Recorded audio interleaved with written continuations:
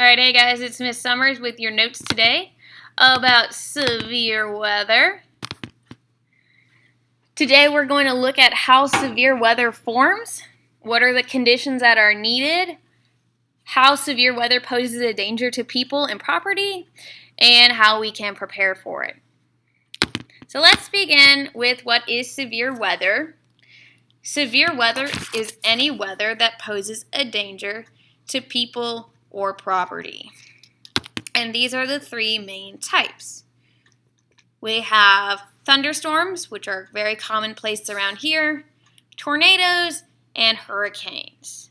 So we're going to look at how do these form and what can we do to prepare for them. So the first one are the thunderstorms. Very common around here, especially now that the weather's starting to warm up.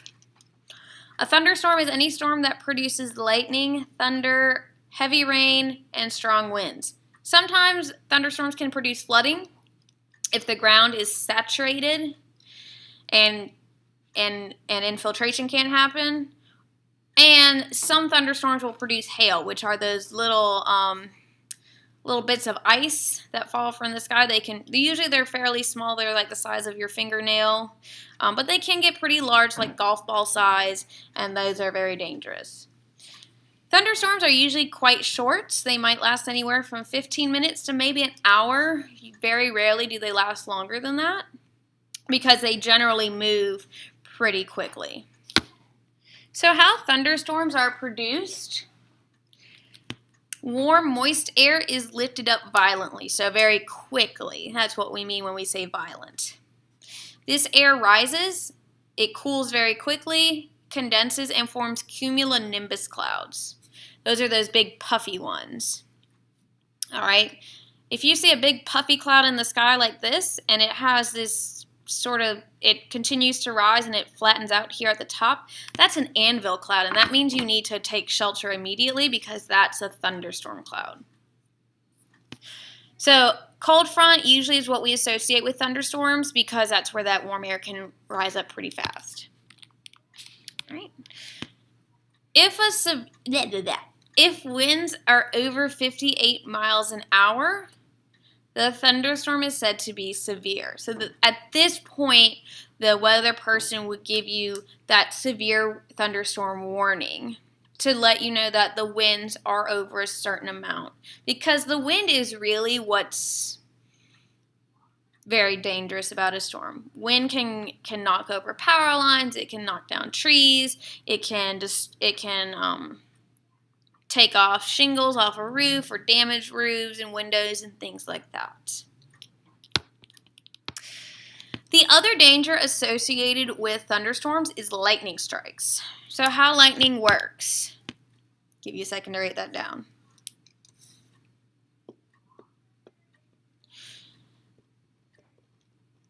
So lightning is formed from updrafts and downdrafts. And an updraft is wind and rain that moves either up or down very quickly.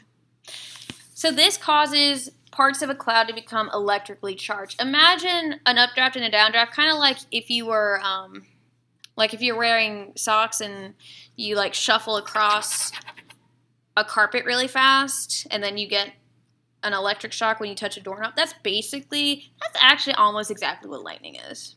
All right.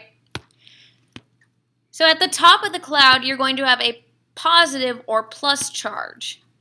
So these are all the positive electric charges. And at the bottom, you have negative. Lightning forms when the attraction between these two charges overcomes the resistance of the air. So the air doesn't want to conduct electricity, but if these charges are strong enough, they're going to make a spark. All right? So that's how you get lightning in clouds. From the clouds to ground, the negative charges are attracted to the positive charges in the earth because the earth is made out of things like iron, which is a metal, which is positively charged. Okay? So it's good to know how far away lightning is. You want to be as far away from lightning as you can in a thunderstorm because it can be pretty dangerous. every second between a lightning flash and thunder means the storm is 1 mile away, which I'm sure most of us have probably heard and use that trick when a storm is passing by. Now, the reason this difference exists is because the speed of light is a lot faster than the speed of sound. So light can go 300,000 kilometers a second. Sound can only go 330 meters a second. So that is 0.033 kilometers. So sound is slow, light is fast. There you go. Now, if you watched your videos on Friday, you've already seen these clips.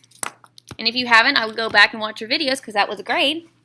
The odds of being struck by lightning in 1 year is 1 in 100,000. The odds of being struck over your lifetime is 1 in 3,000. Now, there are certain things you can do to make your odds of being struck by lightning go up, and ideally you want to avoid those things. Things like living in Florida. A lot of people get struck in Florida because there's lots of thunderstorms in Florida.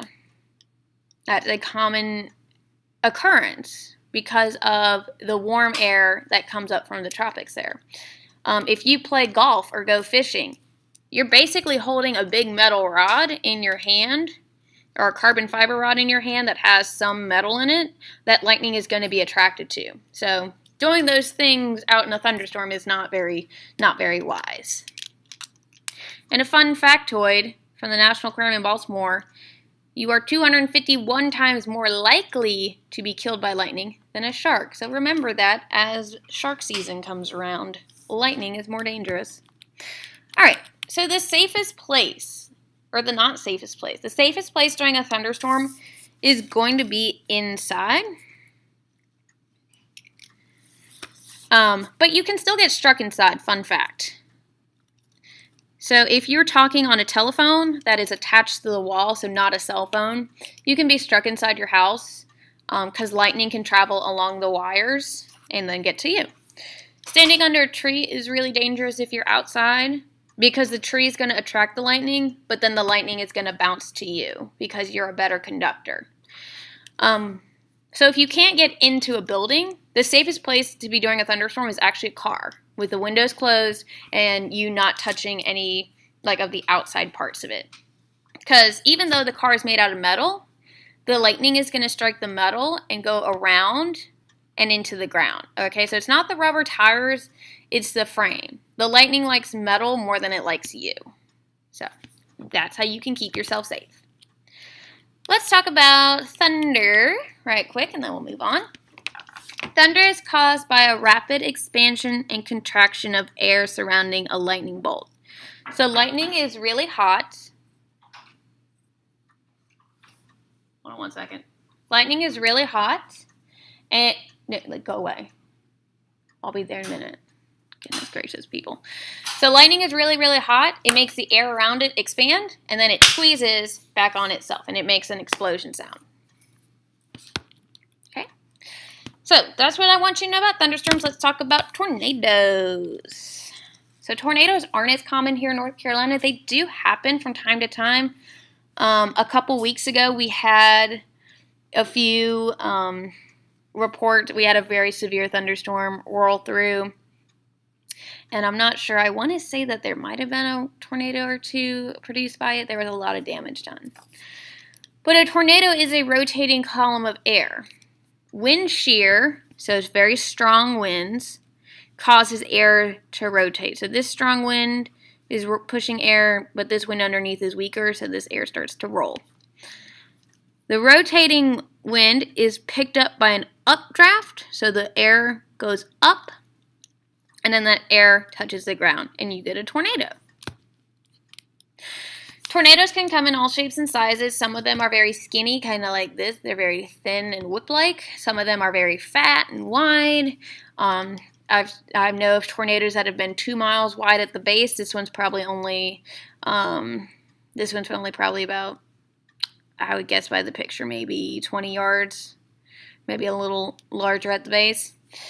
Tornadoes get their coloring by whatever debris they're picking up. So as they are moving, they're picking up dust, and that gives that funnel its color, and that's how you're able to see it. tornadoes are associated with severe thunderstorms. So in order to have a tornado, you have to have a thunderstorm, but not all thunderstorms will produce tornadoes. You have to have, if you look on this radar, you can see it here really nicely, that little hook, and you see that little triangle right there, that's a tornado. You have to have this little hook here, that's the rotating air. That's that rotation that you're going to get a tornado from. Okay, so how are tornadoes classified? Go ahead and pause the video and jot this down in the chart that's in your notes and come back to me when you're ready. And you're ready, you're back. So tornadoes are classified on the Tornado Fujita scale. Fujita. Yeah, that's how you spell things. So it's the Fujita scale, not the fajita scale, although it does look like it. Fujita. It's named after a person who's Japanese. So basically you have numbers from 0 to 5. The bigger the number, the worse the tornado is. And the stronger the winds are. So here we go. Here's a picture, a visualization. An EF0, you see there's not a lot of damage. Maybe some trees are down. Maybe some chimneys are broken. But, you know, everybody's probably okay. Moderate, your shingles come off the roof. That's not good. Windows get broken. If you're in a mobile home or a home that doesn't have a foundation, that's a really dangerous place to be because the wind can just knock it over.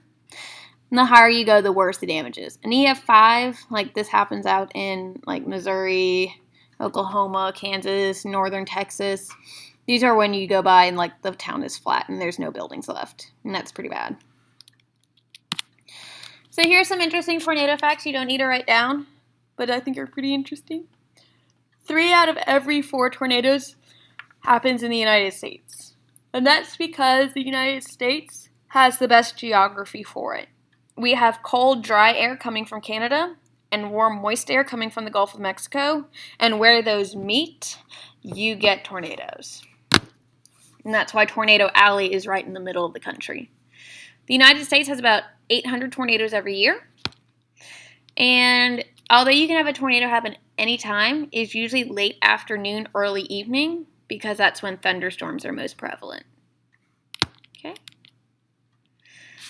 Now let's move on and finish up our discussion by talking about hurricanes. So a hurricane, you start writing up here and then work your way around clockwise. I'll give you a second to write that. Go ahead and pause it if you need to. All right. Hurricanes start as an area of low pressure. So remember, low pressure, lousy weather. That happens over warm water. Once the wind speed is 74 miles an hour, it's officially a hurricane. We give hurricanes names. We name them things like Katrina and Irma and Maria and Jose because it's convenient for us, because you can have 3 or 4 hurricanes happening at a time in the Atlantic Ocean. Giving them names helps it easier to keep track of. Now, the reason hurricanes are so dangerous is because they are slow moving. It takes them quite some time. They can be forming for weeks. And as they move throughout the tropics, they're hitting little island nations and little communities, and they're dumping a lot of rain and strong wind, and they just take their sweet time. They're pushed by the easterly trade winds, and that is why most of them are going to head for the Gulf of Mexico or the eastern United States. Olive Garden, unlimited brunch. Delete that, please. Thank you. Okay. So, 5 things you need for a hurricane. These are already on your paper, so you don't need to write them, but you do need to pay attention. The first and foremost thing, warm ocean water, more than 80 degrees. This is the engine of a hurricane. So once a hurricane gets to land, it dies down pretty fast. It dies down. Message about that. Everyone's emailing me. I'm very popular today. Winds come together and force air upward. Winds flow out, so that gives you that circular effect. So winds are constantly driving air up. You get clouds, and these light winds push it over more warm water, and that's how it grows and gets stronger. Here's our progression to a hurricane. You do need to write this down. all hurricanes start out as disturbances, so just areas of low pressure that are sort of scattered and unorganized. Disturbances become depressions or tropical depressions. At this point, they still don't have a name. And then once they reach, I believe it's 38 miles per hour, wind speeds of 38 miles per hour or 48, it's one of those two, it becomes a tropical storm. Once it's a tropical storm, it gets a name. And once it reaches 74 miles an hour, it becomes a hurricane. Okay. So we measure hurricanes on the Saffir-Simpson scale. Is used to measure the intensity. And we're going to look at this a little more closely tomorrow. So just like the EF1, we have scale numbers. So 1 is the least damaging, 5 is the most. Or not even least damaging, 1 is the least severe, I suppose. So it's measured by wind speed, the damage that's done, and storm surge. Storm surge is how much the water comes up from the coast, more than it normally does for high tide. And this can be pretty damaging depending on where you are. So storm surge is going to come up, and this is going to cause widespread flooding in whatever area you're at.